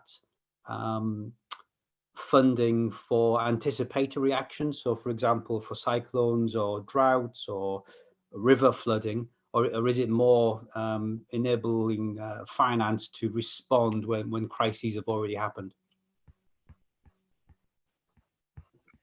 Hello, I was just about to leave the meeting, so that was good timing, Chris. I'm assuming you guys can hear me. Yeah, so I mean, in terms of insurance, I think it's a little bit away down the line in the sense that we obviously need to, launch the pool first. But that's definitely the next step, and we're in conversation with a few different insurers for a few different products, as you say, Chris, not just drought or cyclone, but potentially also reinsuring the pool, reinsuring against the risk of all those. If you remember the graphic I was showing you, all those risks are occurring at the same time. So that's something that we're exploring with reinsurers as well. And as you may know, I don't know how far back you go with START, but we have experience working with ARC, African Risk Capacity, on the Replica program, which is a drought insurance program. So we'll be continuing that experience and working with ARC as well to look into new products that they're offering. So I believe they now have a cyclone product and are working with us and with other partners on launching a flood product in the next period. So yeah, I mean, any advice, any support, any engagement or involvement you want to have, by all means do get in touch, and I can keep you abreast of how those developments occur. But that's it from me. Over. Great, thank you so much, Leonie. So just to move on then, next we have our final speaker of the day. So we have Andrew with us today, who's joined us very early in the morning from New York. So thank you very much for that. So Andrew works with the International Research Institute for Climate and Society at Columbia University as part of the Environmental Monitoring Program and Disasters Team. And he is the principal investigator on a NASA grant towards a global flood and flash flood early warning action system driven by NASA Earth observations and hydrological models. Andrew is also co-lead for the UN Interagency Standing Committee, standing operating procedures for El Nino and La Nina episodes, and is on the advisory board for the African Risk Capacity River Flood Model. Andrew, I think you're with us. Over to you, please. Hi, everybody. Could everybody hear me okay? Loud and clear, thanks. Great. So first, hi, and thanks for the opportunity to share this work on flash floods. This is a joint presentation with my colleague Agathe Bucherie. However, she's unable to be here today, so I will also present on her behalf. But yeah, Agathe is a data scientist here at Columbia University that has been leading some of the analytical aspects of this work. So yes, today we're going to be talking a little bit about our work. There's three sections to the talk. One is understanding flash flood risk. One is flash flood impact-based forecasting. And then the last is science into anticipatory action.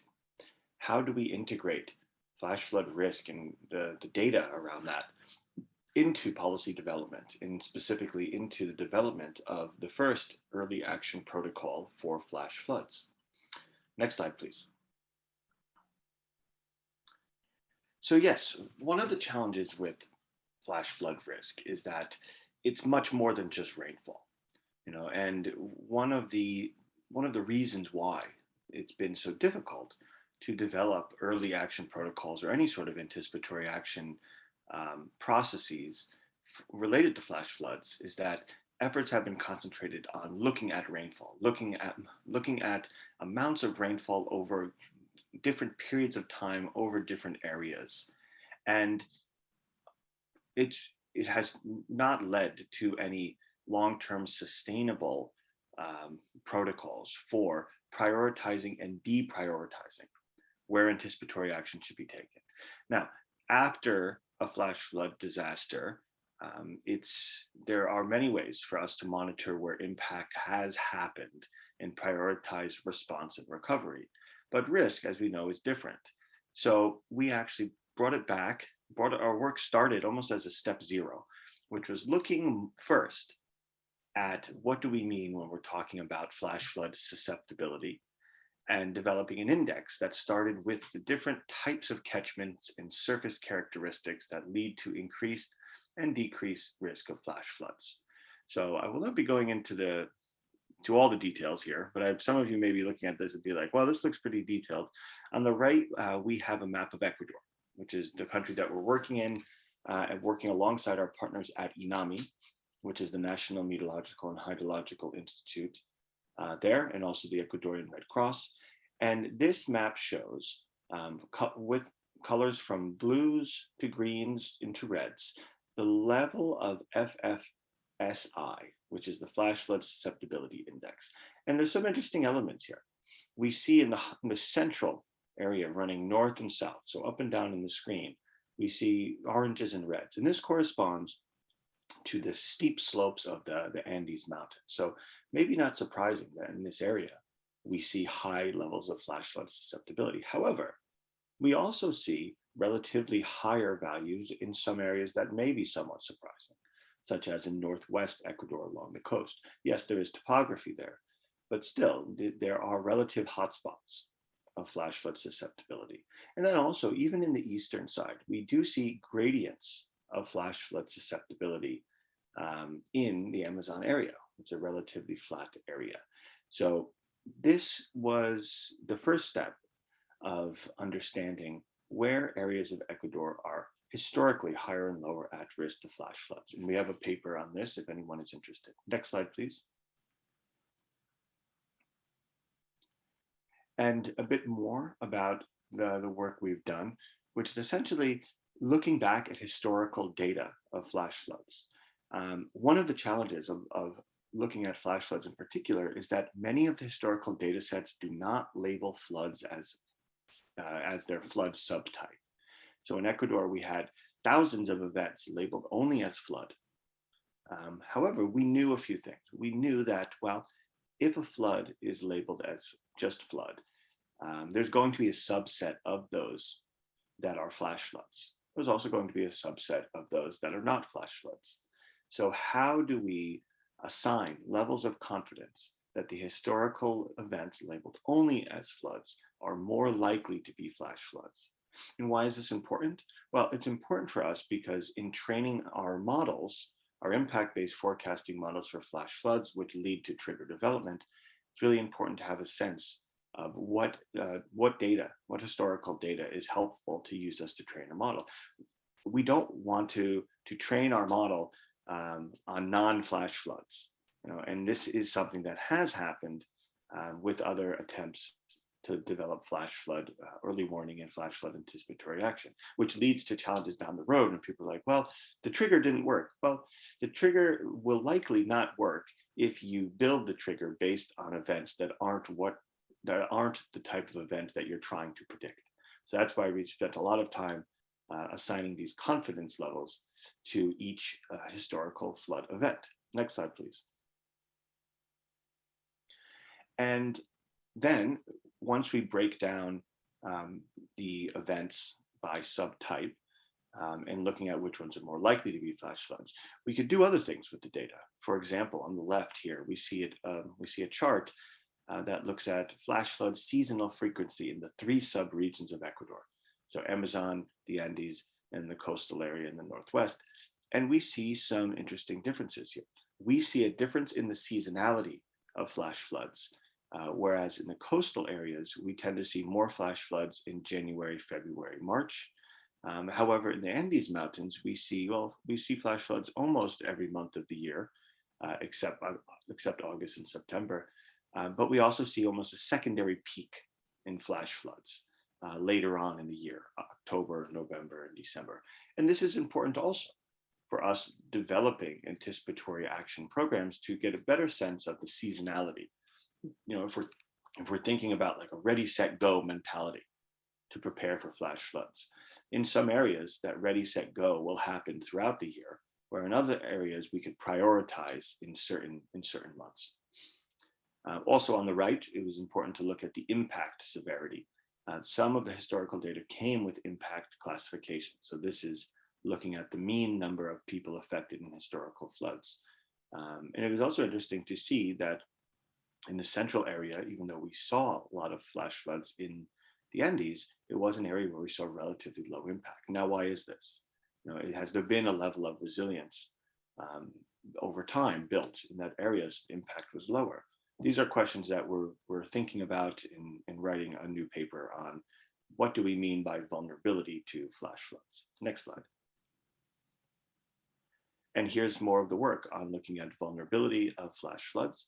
Agathe Bucherie is leading this work. And essentially what we're doing is looking at vulnerability in different ways. Looking specifically at the socioeconomic data side of things, and then also looking at expert vulnerability determination. So this was done through focus groups, and then comparing the two. There's a lot of talk about using AI, artificial intelligence and machine learning, and just data to define things like vulnerability, also things like forecasts and forecast-based financing and these things. But we wanted to look specifically at what are the differences in approaches. So this is something that we're working on now. Paper is in review, and we could share more. And we think this methodology will be applicable to other locations for flash floods and also for other hazards. I'm thinking about a more systematic approach to integrate expert vulnerability determination with more, let's say, approaches that prioritize just the data. Next slide. So yeah, now we are looking at the historical data of flash floods, looking at impact and vulnerability. What comes next? So we're working with University of Oklahoma, who has developed the EF5, the Ensemble Framework for Flash Flood Forecasting, and integrating that into the trigger development for the first forecast-based financing early action protocol for flash floods. COVID has led to some challenges in doing this, but we're still on track to develop that early action protocol in early 2022. Hopefully, the plan is to go down to Ecuador to build it together with INAMI and the Ecuador Red Cross. However, we may be doing that remotely. We shall see. Next slide, please. And yeah, and here's some of the work that was done with Ecuador Red Cross and INAMI recently, which was a workshop that we had looking at the different levels of triggers. Now, we've started already preliminarily testing thresholds that could inform trigger development. However, this process takes a lot of time. This is in Spanish, so I apologize for those who can't read it, but we could provide a translation. But essentially, if you look at the top right slide, this is our attempt to look at the differences in the different regions of Ecuador of flash flood forecasts, and trying to get a sense of the critical thresholds in the different regions. And this is important when we're thinking about scaling up anticipatory action from community level to national level. In many countries, there are these differences across differences at the subnational level. How are these incorporated when we're developing a national level trigger? How do we do this in a way that keeps the most vulnerable populations in line? You know, climate justice elements should be present. At least the discussion should happen at this stage to understand when developing the trigger, who are we consciously or subconsciously deprioritizing? So these are many of the discussions that we're having that are the let's say, science discussions, but I think it's important for scientists to normalize discussions and doing that at the very early stages of trigger development. Next slide. And here are some examples of early action protocols that have been developed. On the left, Ethiopia for flood, not flash flood, Philippines for typhoons, and then in Mozambique as well. And we are moving in the direction to develop the first one for flash floods, again, hopefully in the next few months. Next slide, please. And if you'd like to learn more, we do have some recent outputs from the academic side. In the top left, we have a paper published in Remote Sensing. It's quite technical. Development of a flash flood confidence index from disaster reports and geophysical susceptibility. So again, this is more of a step 0 of looking at the historical data through a critical lens to enhance the quality of the historical data that is appropriate for anticipatory action. Moving to the right, we're working with some students at the City University of New York to develop a methodology to use Google Street View, actually, to define street level flood vulnerability in an urban area of Quito. So this was exciting because the first part of the talk, we were talking about flash floods across Ecuador, so urban, suburban, rural areas. But then we also are looking specifically at urban flash floods and how do we define vulnerability using different techniques. And we came up with a strategy using Google Street View. So we have a paper on that as well. And then for a more broad overview, we have a couple of book chapters that were published recently. Earth Observations for Anticipatory Action, Case Studies in Hydrometeorological Hazards, and then Flood Risk and Monitoring Data for Preparedness Response. So these book chapters, I may have to grant access to you all, but if you're interested, I'm very happy to send those along. Next slide, please. And of course, just a shout out to the team that has been working on the Flash Flood Risk Project funded by NASA. So again, thanks to NASA for supporting this, along with the group on Earth observations. And yeah, Climate Center, University of Chicago was working with us, the Risk Secretariat of Ecuador, various partners. So yeah, thanks, shout out to the team here. Next slide. Might be it actually. So there we go. So then we could finish on this side. So thank you all very much for your time. And yeah, I just, as another comment is, I'm very glad that we're focusing on flash floods. It's a risk that could happen anywhere, is one of the ways to think about it. You know, of course, there's some areas more at risk to flash floods, but it's a different type of hazard. You know, to get a coastal flood, you need to be somewhat close to the coast. To get a riverine flood, you need to be somewhat close to a river or distant from a river, but some connection with that. Flash floods are very different.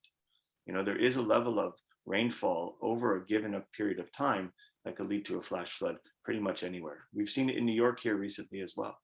You know, we haven't seen flash floods very much. And then a few months ago, we have had devastating flash floods here. So it is a problem that is growing. It is becoming more important to focus on this as a specific type of hazard. So I'm very happy that START Network has prioritized this hazard in this meeting. So thank you. Thank you very much, Andrew. It was great to hear from you there. And I think there is some interest in those papers. So either if you can send them through to us, we can share them with the minutes, or feel free to post any links in the chat if that would be easier for you. We do have around 5 minutes for questions. There is one comment from Eddie Jumba in the chat. Eddie, would you like to come off mute to speak directly, or I can read that out for you otherwise?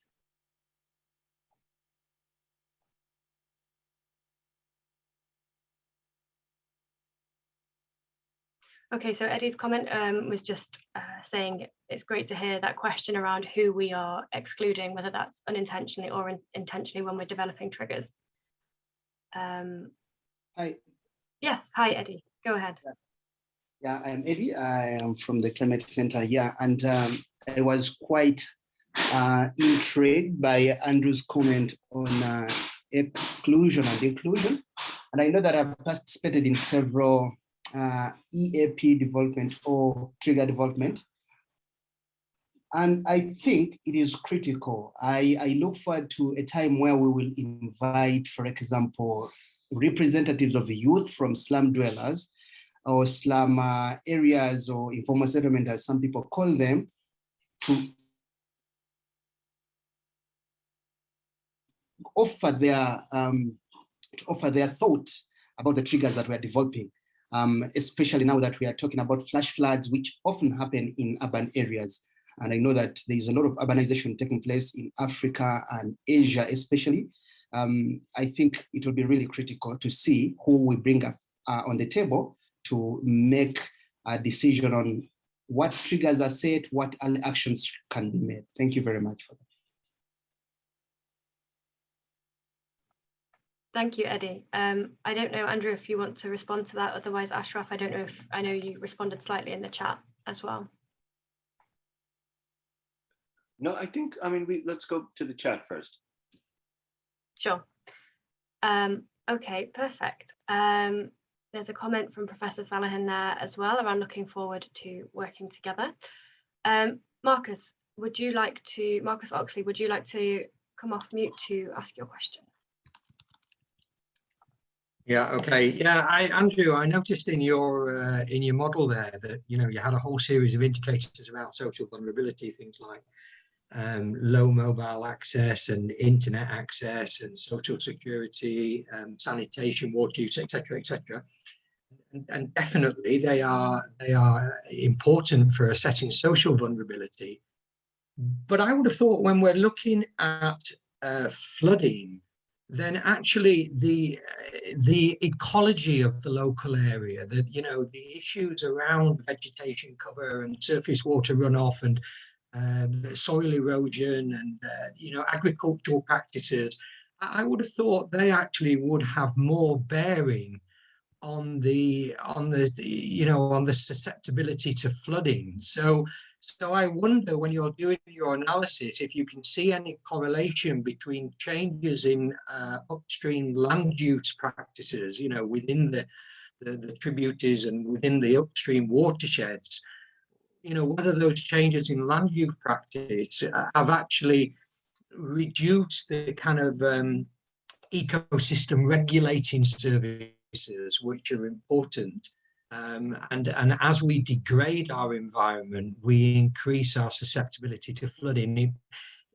I think if we do that, it might help us appreciate and recognize the value of ecosystems more, and the importance of nature-based solutions, hybrid, green, grey, blue kind of infrastructure, that type of approach. So I definitely think social vulnerability is part of it, but the environmental factor, I think, is an important factor as well.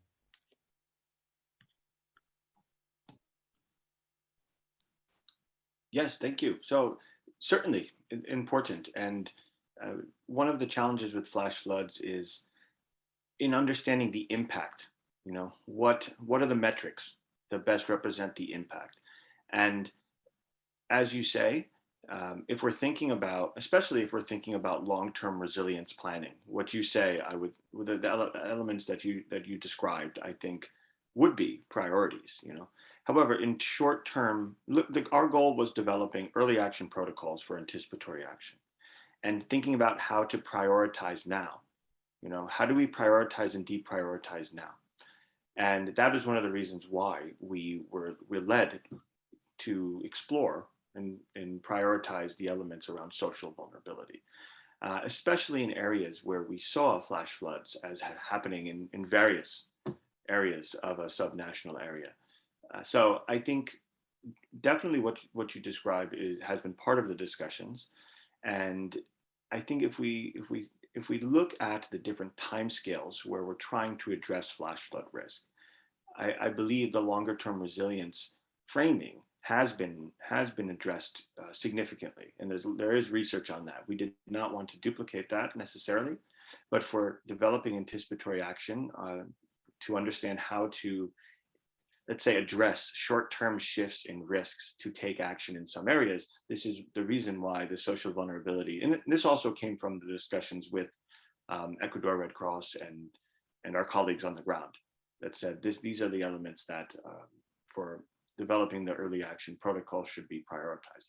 However, this is in one context. We are thinking about how do we apply the methods in Ecuador to other areas? Where is it appropriate to think about scaling? Where is it inappropriate to think about scaling? So it's one of the reasons why we haven't necessarily scaled or iterated, I think, this methodology elsewhere, but we are in the process now of thinking about that, and what you said are central to those discussions.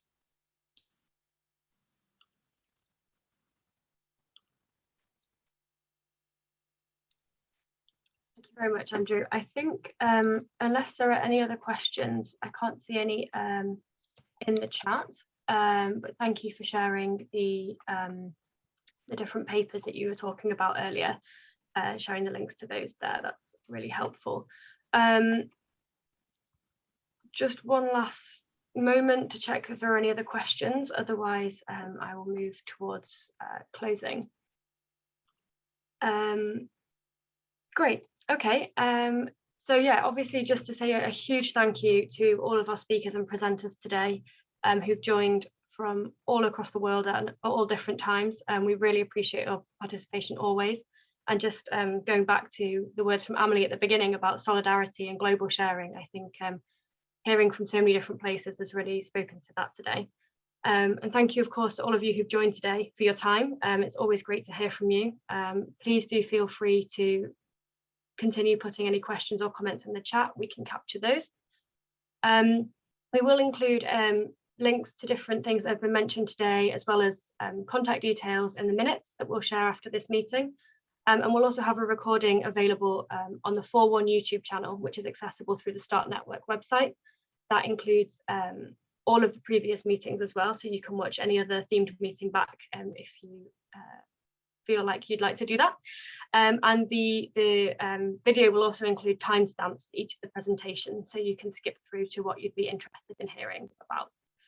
And we'd encourage you to just share that widely through social media. I think there's been some posts today from the START Network social media team, so please do share this widely. We will be meeting again in Q1 next year, of course. if you have any thoughts, ideas or opinions on the theme that you'd like to cover in that meeting next year, then that would be very welcome. And I think just as a final thing, I'm just going to close the screen share. And if anybody who's comfortable to or able to would mind coming off camera, and we can capture a picture of everybody who's joined today, that would be really great. So I'll just close that share screen. And hopefully we can capture a picture of everybody.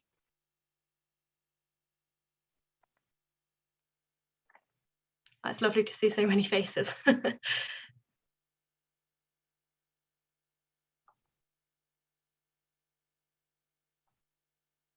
Great. I think hopefully we have a picture. Thank you all so much for joining, and please do feel free to reach out if you have any other questions or you'd like to connect with anybody after this meeting. It's been great to have you all today. Thank you.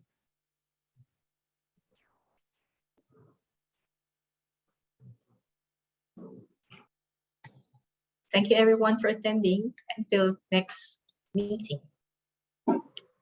And thanks everyone from Bangladesh joining in this beautiful meeting. So looking forward for the next year with something very interesting. Yeah.